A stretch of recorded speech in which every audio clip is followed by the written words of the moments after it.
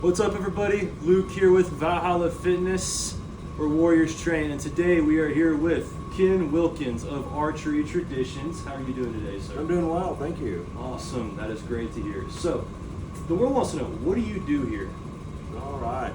Well, we are a little bit different archery range than most. Our focus is on training and teaching. We teach not only adult classes, but we teach a lot of youth classes. We have a youth program, Junior Olympics. We just recently started a Paralympics program where we work with kids with different disabilities.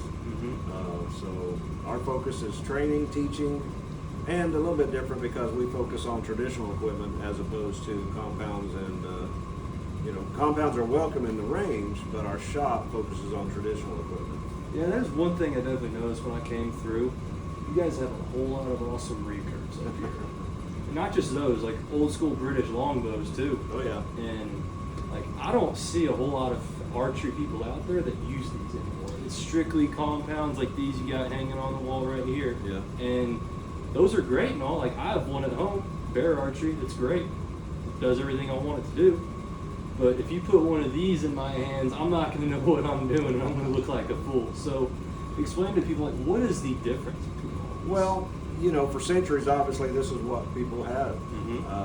The modern recurves are a little different, but it's basically what I call a stick and a string. You're back to the basics, it's instinctive shooting, and it's not a hard process to learn, but it is different. You don't have sights like a compound, you don't have the let off like a compound. So that's why compounds are real popular, but you'd be surprised how many people actually hunt and just shoot for recreation traditional equipment. Really? Yeah, and a lot of people do both, myself included. I hunted with a compound for years and enjoyed it, was successful, but wanted a greater challenge, and so I went back into traditional, and certainly it's a more challenging, but I feel a little bit more rewarding, so. That's really cool, because everyone talks about, just going out and hunting the biggest game, but you're strictly talking about the training aspect, the knowledge aspect, which no one wants to talk about. They all want to see the finished product, Right. which is the guy hitting, a bullseye from 1,000 feet away. And it looks cool for movies, but they don't see the nitty gritty of the hard work that it takes to get to that point. Right. And you strictly focus on that. And that's what I love about you guys, because you're doing what no one else is willing to do. Yeah. And it's something I truly appreciate. Well, there's a lot of good shops out there, but again, our focus is on teaching and training. Most ranges just focus on providing a place for you to come shoot. They may or may not offer any kind of instruction, where we do a lot. And we also do a lot of individual instructions and group instructions, group events. So that's our focus, is wanting to keep the sport not only alive, but get more people into the sport. But just like many hobbies and sports, it's the youth that's going to be the future, and if we don't get them involved, eventually it's going to fade away as all us older guys, are out of the picture. Yeah, that is one thing that I hate to see, because a lot of colleges out there have archery teams, and a lot of them, especially Division Ones, are getting rid of those, because archery, as you well know, is an Olympic sport. Right. It's a wonderful sport. Like, sure, it's kind of like golf when you watch it, Yeah. because it's all quiet and everything. But just to see the people like shoot from so far away and be so accurate, Yeah. I hate to see people losing that, because it's not one of those sports that generates income. Right. And you're here trying to keep that alive. Right. And we want to show people that it is a sport that is very much alive, Yes. very much worth trying. And tell everyone, what does it take to be a good archer? And what should someone do when they're thinking about getting into it? Well, probably the biggest difference between traditional archery and, say, compound, for most people, and I was guilty of this myself, compound was a hunting tool. Once you get it set up and dialed in, you're going to be pretty accurate pretty quickly. Now, it still takes a level of skill to hit an X-ring every time, but you're going to be in there where you want to be. And so most people, they pull it out a few weeks before season, shoot a little bit, make sure it's on, and then they go hunting, and then when season's over, it goes back in the closet. Traditional is different. You've got to stay on top of it. It's a learned skill of muscle memory, and so to shoot instinctively, you have to keep that going. So it's more of a year round, you know. And it's a lot more social, I would say. Because of that, there's a lot of groups and organizations that promote, and there's all kinds of shoots and activities throughout the year. It's not just about hunting. And that's another thing that's, you know, surprising to a lot of people, is they think of archery as hunting. And certainly there's a hunting aspect to it. But over half of our customers are not hunters. They shoot for recreation, for fun, for maybe competition. So it's not all about hunting. Certainly there's a hunting community, and we cater to that as well. But there's a lot of people who shoot who it's just a recreational activity for them. Okay. So when it comes to shooting an arrow, what would you say is the most important aspect? Is it mental, physical? What would you say is the most important aspect of shooting? Well, really, it's kind of a balance. Certainly in the beginning, there's a physical aspect while you're learning to shoot and you're developing your form and your technique. But once that's there, then it becomes a mental game, focusing on being consistent in your form. You know, if you watch the Olympic shooters and you were just watching them shoot, not necessarily where their arrow hit, but you were just watching them, you would think you were seeing the same photo looped over and over and over, because their form, their mechanics are so precise. And that's the key to becoming a good archer, is being consistent in the way you shoot, in your form. And so, you know, when we teach it to the kids and adults, we focus on that more than accuracy in the beginning. I tell them all the time, I'd rather see you group your arrows wherever on the target, and then we'll work on your aim point. Because if you're grouping, then you're shooting consistently, and your aim is just a little off.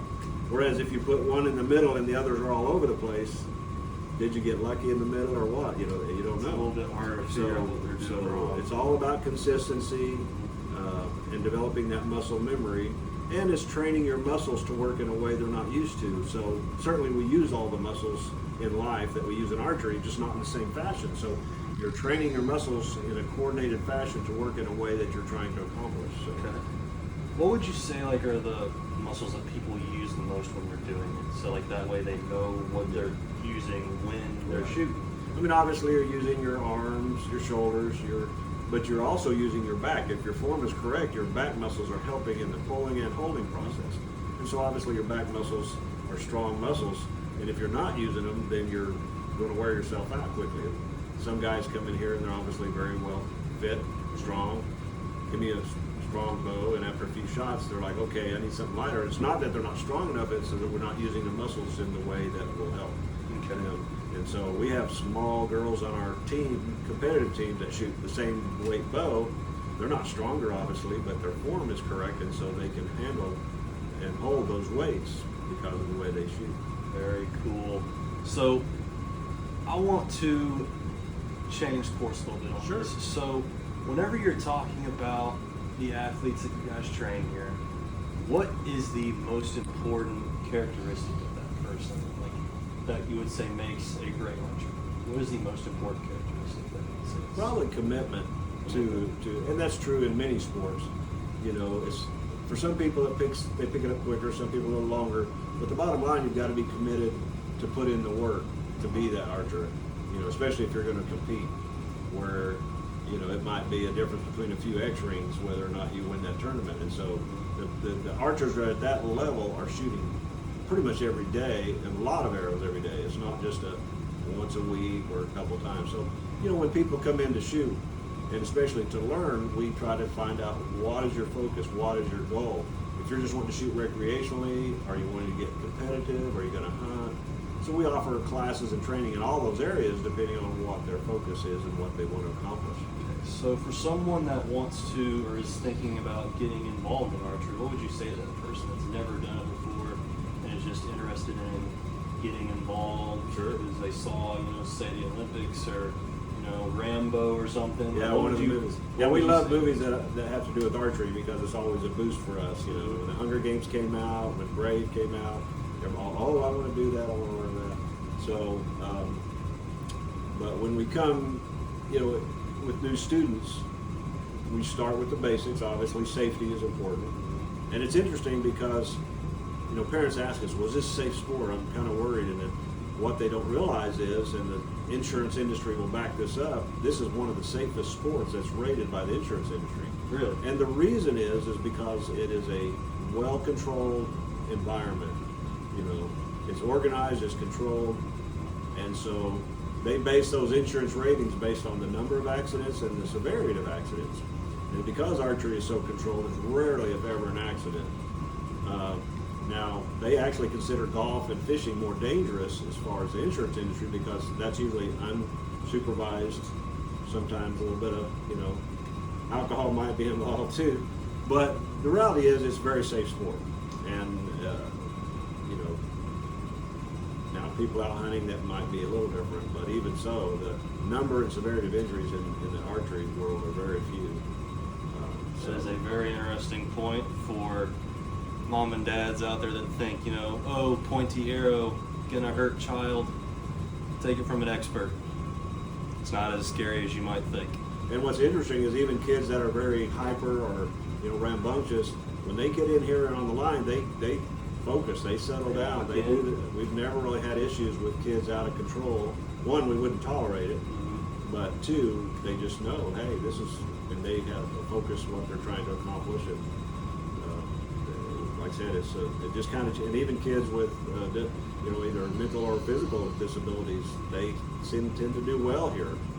It brings out, you know, kids that may not focus on traditional sports like your team sports, but they love archery because it's self-dependent. You know, they're not depending on others for their success, or vice versa. And it's self-paced, it's self-gratifying. You know, some kids just enjoy shooting, and adults, just to improve. And then again, those who want to be in competitive, there's certainly an avenue for that. We host a lot of tournaments, as well as tournaments all over the region and the nation. That's really cool. So, what would you say is the, I don't want to say this, what would you say is an aspect in archery that is often overlooked? Would it be like focus or footwork? What would you say is like the most underrated way of put, like the most underrated aspect? Probably the focus and/or consistency. You know, it's interesting. There's over 700 schools in Oklahoma that have natural archery in the school programs, Really? and it's growing every year. And what they found, the studies have shown that kids in the archery program improve scholastically, because archery teaches you to focus, it teaches you patience, it teaches you a lot of things that bleed over into their schoolwork. So it's why it's one of the reasons it's becoming so popular in schools. But yeah, having that focus and really focusing on, again, not just flinging arrows, but trying to duplicate that process, building that muscle memory that allows you to shoot. You know, that's one of the differences between compounds and traditional. Is compounds, you have a sight. So once you get it dialed in, you're going to line your sights up, and you're going to be pretty accurate. Where instinctive shooting is, it's basically the mind telling the muscles what to do based on what they see. Just like a quarterback. I use that example all the time. You know, when a quarterback throws a pass, he doesn't stop and think about it. He doesn't say, well, how far is that receiver, and how hard do I need to throw it, and how much do I need to lead him? And, you know, by then they've tackled him if he's sitting there thinking all that. But he's thrown so many passes that it's just natural. His brain and muscles work together based on what his visual clues are, and he, most of the time, gets that ball where he wants it. Same thing with archery. Your muscles will develop that muscle memory, and you'll just look at the target. And that's why I enjoy traditional hunting, especially. I don't have to think about, you know, how far is that target, which pin do I use. I just, you know, I just look, and I don't even look at my bow and my arrow. I just look at the target, focusing on that, and let that muscle memory take over. And That's so cool. and it's, you know, that's how it was done for centuries. It's funny, I went on a bear hunt not long ago with my recurve, and the gentleman who owned the property was very surprised that I showed up with a recurve. He asked me, "You gonna hunt with that?" I said, "Well, sure, why not?"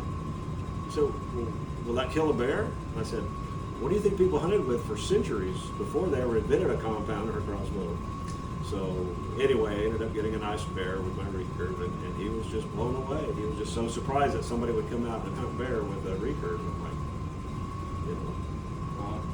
That's truly awesome. That's something that I know I have no chance of doing, at least at my level right now, and that is absolutely incredible.